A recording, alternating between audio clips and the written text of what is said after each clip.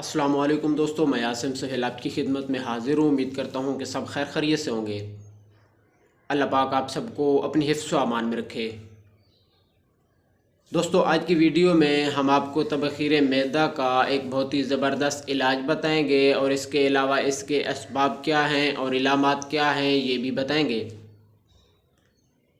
तो सबसे पहले इसके असबाब के मुतालिक बताएंगे। तो दोस्तों, तबख़ीर मैदा दरअसल गम फ़िक्र, दिमागी काम की कसरत, खाना खाने के बाद फ़ौरन लेट जाना, इसके अलावा मैदा में HCl की कमी की वजह से होता है।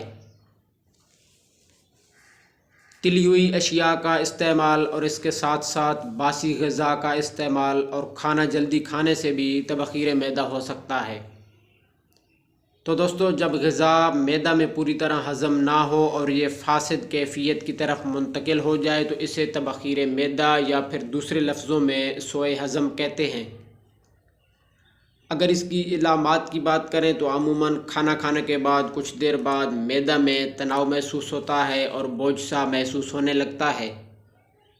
सीने में जलन होती है, बाज़ मरीज़ों को मतली या कैबी हो जाती है। इसके अलावा गैस पूरे पेट में भर जाती है। इसके साथ साथ सर में दर्द होता है और अक्सर चक्कर भी शुरू हो जाते हैं। आँखों में बोझ सा महसूस होता है। तो मेरे दोस्तों, ये सब कैफियत तबख़ीर मैदा की वजह से होती है। तो अब इसके इलाज की तरफ आते हैं, जो कि बिल्कुल आसान है।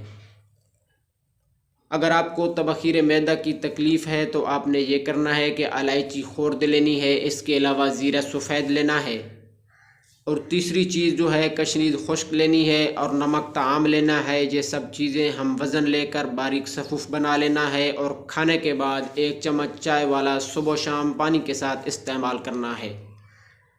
इसके अलावा तबशीर असली, कशनीद खुश्क और इलायची ख़ुर्द का सफ़ूफ़ बनाकर ये भी 1-1 चम्मच सुबह शाम आप ले सकते हैं।